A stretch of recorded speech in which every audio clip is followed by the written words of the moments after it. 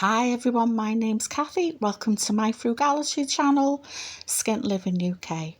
Recently I've been doing some World War II videos because I think those times are inspirational. I don't mean the wars themselves, I mean the way people just got on with things and they had the philosophy of waste not, want not, and if things needed repairing, that's what they did. They made do and they mended things. Today clothes are considered to be disposable, and I think what we should do is maximise the money that we've spent on these items so that we're not going out and buying them again, or at least reusing them. I recommend you buying some cotton. I've got two reels here, so the minimum get white and a black one. So this will cover a myriad of little jobs that you might need to do.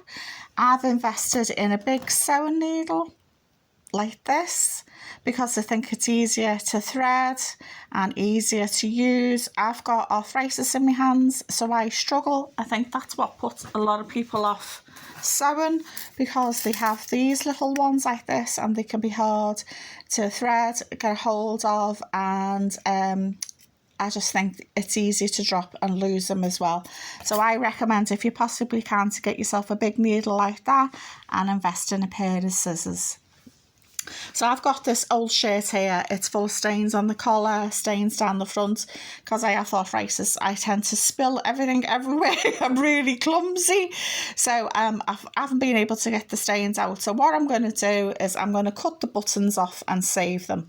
So I recommend you use an old jar. This is a jam jar, but you could use any jar, like a pasta sauce jar, for example, to throw your buttons inside. So if you lose a button on another item of clothing, you can sew the button on rather than throwing the item away. And off this item in particular, once I've cut all the buttons off, what will I do? Will I throw it away? No. I will cut it up into pieces and throw it into a bag, and that will become my rag bag. So I can use the cloths for dusting, wiping up spills and messes. And if the mess, you just want to throw the cloth away, it's not cost you anything really, because you haven't gone out and bought cloths for the job. So it can go in the bin. You can do it conscience free because you've reused that cloth again. Today I'm going to sew a hole that I've got in my sock. So this repair will do till I get paid next time and can buy some new socks then. So rather than buying socks straight away, it will tide me over. And you probably think, God, this woman's got no shame. But at the end of the day, if you've got a hole in your sock and you leave it, it gets worse, like I've done. So it's easier to repair it actually while it's on your foot. And I'm going to quickly show you how you do it. So I've threaded it, this needle, folded it over, as you can see, so it's all the way through, done a little knot at the end. And I'm just going to quickly show you how to do it.